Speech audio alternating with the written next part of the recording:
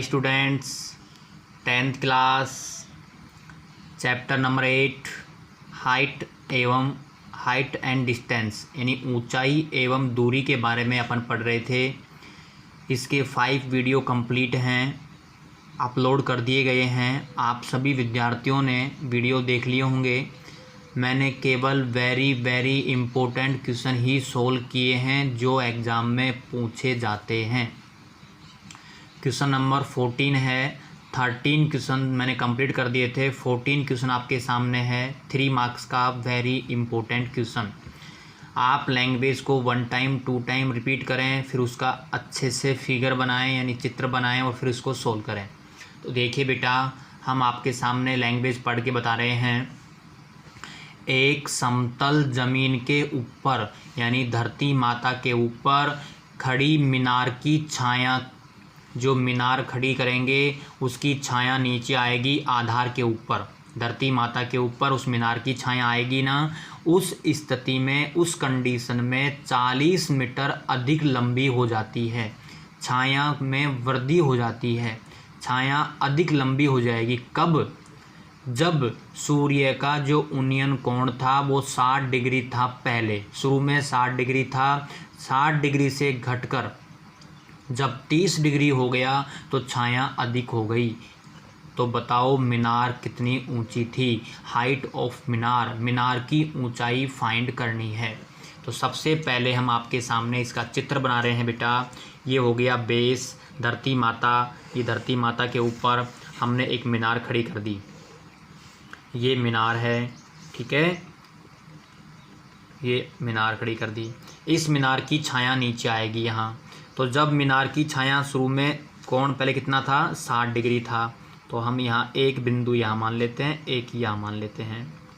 तो इस मीनार की ऊंचाई और ये उन्नयन कोण बन गया। ये उन्नयन कोण पहले था 60 डिग्री। जब छाया पहले यहाँ तक थी, अब छाया यहाँ से यहाँ तक, ये छाया बढ़ गई। जब ये छाया बढ़ गई तो कोण भी बदल गया। और अब कोण कितना हो गया बेटा? इसका 30 डिग्री हो गया। ये कोण हो गया 30 डिग्री। जैसे जैसे पास आते हैं कोण बढ़ता है। ध्यान रखना, कई लड़के जल्दीबाजी में क्या करते हैं, यहाँ 60 कर देते हैं और यहाँ 30 कर देते हैं। क्वेश्चन रॉन्ग हो गया। ये बात ध्यान रखें। यहाँ 90 होता ही होता है तो 90 है। फिर ऐसे जैसे जैसे दूर जाएंगे वैसे वैसे कोण का मान कम होता जाता है। तो देखो ये 60 है, फिर और कम हो जाएगा, फिर 30 हो गया, फिर और कम हो जाएगा। तो बताओ 40 मीटर मैं कहाँ लिखूँ? 40 मीटर अधिक। तो पहले छाया यहाँ तक थी, अब ये बढ़ गई कितनी? 40 मीटर यहाँ तक बढ़ चुकी है। तो ये यहाँ से यहाँ तक 40 हो गई। ये यहाँ तक नहीं पता, इसको हमने x मीटर मान लिया और ये चित्र कंप्लीट हो गया। नाम दे देंगे A, यहाँ B, यहाँ पे C और यहाँ पे दिया हमने इसको D। चित्र बिल्कुल कंप्लीट हो गया। रटना नहीं है। ये मीनार है, मीनार की ऊंचाई पूछी है, नहीं पता h मीटर, यानी हमको h का मान निकालना है। ये नहीं पता, इसको हमने x मान लिया। अब देखो बेटा, इसमें एक त्रिभुज तो ये दिख रहा है आपके सामने ABC, जो कि एक समकोण त्रिभुज है। एक नंबर, एक मोटा है ABD, कंप्लीट है, मोटा वाला, बड़ा वाला, बिग साइज वाला। ओके, इसमें ये 30 डिग्री है और इसमें 60 डिग्री है। तो हम स्टार्ट करते हैं। सबसे पहले तो हमको लिखना होगा कि AB एक मीनार है। AB एक मीनार है। माना AB equal to h metre, CD equal to 40 metre, BC equal to x metre, ये भी हमने माना है। त्रिभुज ABC से triangle, from triangle ABC, AB बटा BC यानी खड़ी AB बटा BC। आपको पता है ये लंब हो गया, ये आधार हो गया। बहुत क्वेश्चन कर लिए आपने। L बटा A, AB h है, BC का मान x है। L बटा A लंब बटे आधार, परपेंडिकुलर अपॉन बेस। बताओ किसका होता है? tan का होता है। थीटा कितना है? 60 डिग्री है। Implies h upon x, tan 60 का मान छठे चैप्टर से √3/1। क्रॉस मल्टीप्लाई कर देंगे। h एकम h x √3 समीकरण नंबर 1। बताओ कितना सिंपल है। समीकरण 1 समझ में आ गई ना। इस त्रिभुज से ली है AB/BC L/A tan का होता है, थीटा का मान 60 है, tan 60 का मान आपको याद हो गया होगा, √3/1 होता है, क्रॉस मल्टीप्लाई कर दिया, h का मान आ गया। अब हमको समीकरण नंबर 2 कहाँ से आएगी, ABD बड़ा वाला ABD यानी AB/BD L/A किसका होता है, वही tan का होता है। इसमें कितना है 30 है, तो यहाँ 30 आ जाएगा, tan 30 का मान रख देंगे, 1/√3 होता है। ठीक है, चलो। और BD कितना हो गया, BD बताओ दो। BD का मतलब ये तो x है और ये 40 है। बताओ कितना हो गया, x + 40 हो गया। यहाँ से यहाँ तक कितना हो गया बेटा, x + 40। ठीक है, अब दोनों को जोड़ देंगे, ये प्लस ये।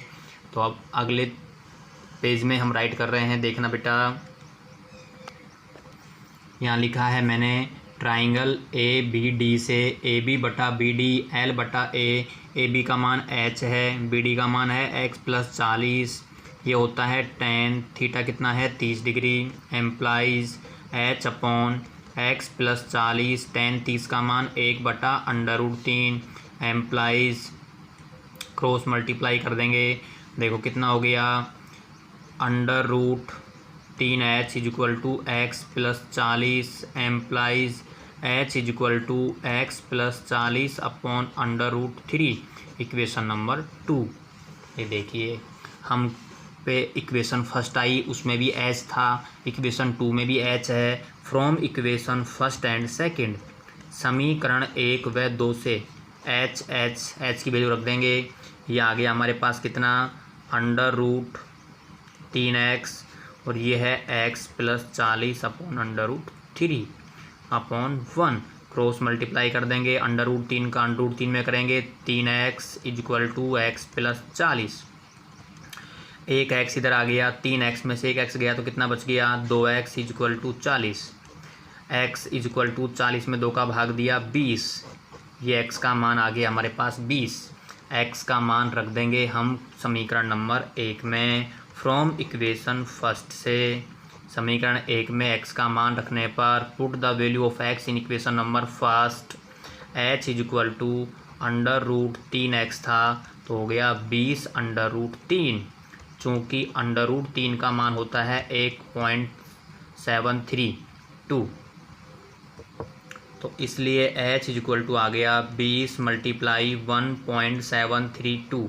आप मल्टीप्लाई इसको कर लेना बेटा। मल्टीप्लाई करने के बाद ये आ जाएगा आपका 34.64 मीटर। ये आ गई हमारे पास हाइट ऑफ मीनार। इसलिए मीनार की ऊंचाई = हो गई 34.64 मीटर। ये है 3 मार्क्स का क्वेश्चन, वेरी इंपॉर्टेंट, जो मैंने कंप्लीट सोल्व कर दिया है।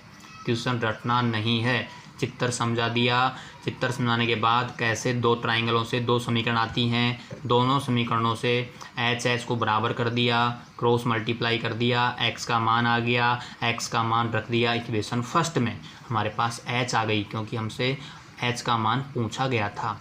√3 की वैल्यू 1.732 होती है। आप यहाँ भी स्टॉप कर सकते हैं, और वैल्यू याद हो तो आप पुट करके मल्टीप्लाई भी कर देना।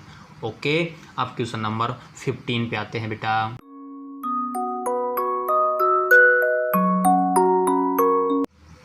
क्वेश्चन नंबर 15 राइट कर दिया है मैंने, वेरी वेरी इम्पोर्टेंट है। समुद्र तल से, एक समुद्र जो तल है, समुद्र का जो लेवल है पानी का, 60 मीटर ऊंचे लाइट हाउस, एक लाइट हाउस बना हुआ है, 60 मीटर ऊंचा है। वहाँ के सीकर से, लाइट हाउस के सीकर से यानी चोटी से जब हम देखते हैं तो समुद्र के अंदर 2 समुद्री जहाज़ों के अवनमन कोण जब सीकर से नीचे देखते हैं, ऊपर से नीचे देखते हैं तो हमेशा डिप्रेशन अवनमन कोण बनता है, वो मैंने समझा रखा है। वो 30 डिग्री और 45 डिग्री हैं। दो जहाज़ हैं समुद्र के अंदर, हम एक लाइट हाउस पर ऊपर बैठ गए, वहाँ से जहाज़ों को देख रहे हैं। दो जहाज़ हैं, यदि लाइट हाउस के एक ही ओर एक जहाज़ दूसरे जहाज़ के पीछे हो, यानी दोनों जहाज़ आगे पीछे हैं और लाइट हाउस की ओर हो, तो जहाज़ों के मध्य की दूरी बताओ, उन जहाज़ों के बीच में कितनी दूरी है। आपको चित्र समझा रहा हूँ, देखना। ये है समुद्र तल हो गया, ये समुद्र तल मान लेते हैं। इस समुद्र तल के अंदर हमारे पास में ये लाइट हाउस हो गया, ये लाइट का हाउस है। ओके, ये है 60 मीटर ऊंचा। यहाँ पे कोई व्यक्ति खड़ा होके समुद्र के अंदर जहाज़ देख रहा है। ये हमारे पास दो जहाज़ हैं, एक जहाज़ यहाँ है, एक जहाज़ यहाँ है। दोनों जहाज़ आगे पीछे हैं, एक दूसरे के आगे पीछे।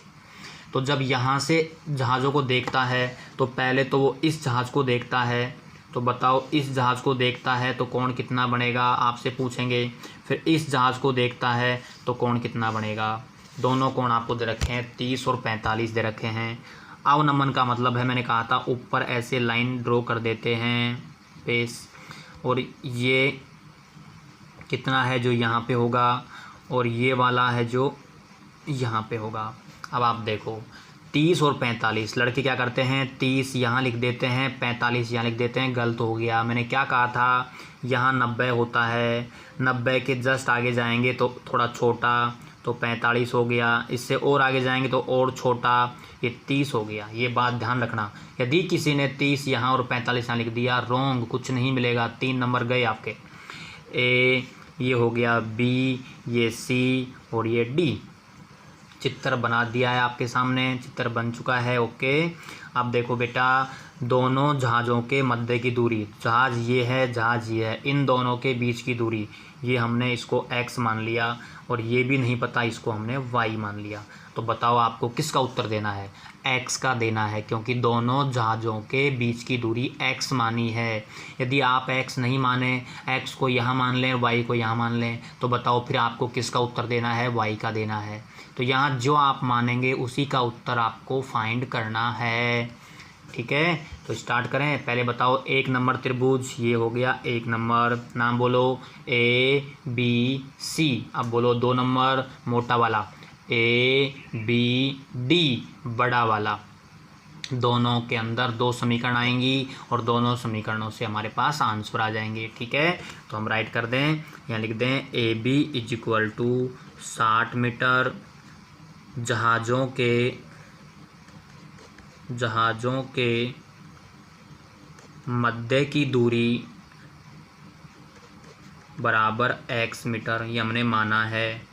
ठीक है, B C is equal to Y metre.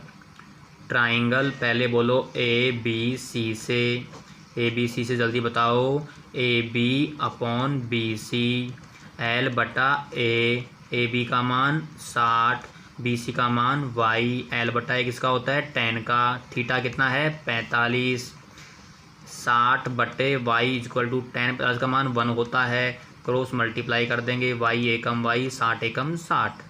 ये हमारे पास इक्वेशन नंबर फर्स्ट आ गई। अब देखो बड़ा त्रिभुज मोटा वाला ए बी डी से, मोटा वाला बोलो, वही है ए बी बटा बी डी, अभी बताया था, एल बटा ए, एम्प्लाइज ए बी का मान 60, बी डी का मान बी डी, ये दोनों जोड़ दो, x plus Y is equal to tan 30 का मान कितना होता है 1/√3। अब आपको नेक्स्ट पेज में ले जा रहा हूँ मैं, नेक्स्ट पेज में वैल्यू रखेंगे।